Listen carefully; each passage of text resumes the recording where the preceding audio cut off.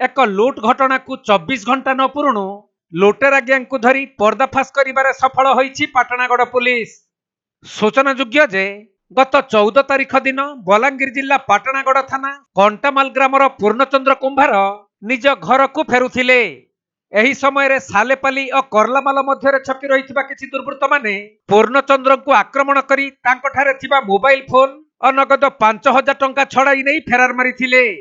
जहाकु नहीं पाटणागड़ थाना रे अभियोग हेबा परे पुलिस तदंत आरंभ करी 24 घंटा मध्य लुट घटनार पर्दाफाश करिछि।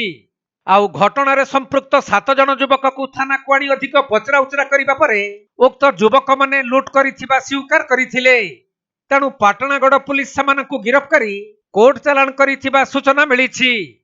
सेपटे पुलिस गिरफ करिथिबा युवक माने हेले पाटणागड़ बड़पड़ार सुनील मेहर, रोहित बाग, लरंभा थाना घसियान गाँव सरोज नाग, साहिल कुंभार, चिंटू कुंभार, रोहित कुंभार, पाटणागड़ रामपाली अजु कुंभार और लरंभा थाना गणामेल गाँव सुनील सुना।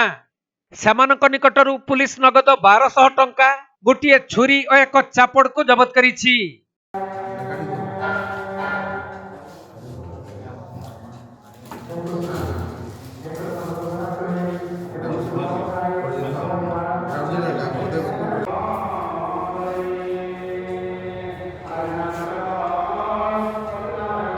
Balangir जिल्लारू Pazhassi बरिहांक report, Konark live.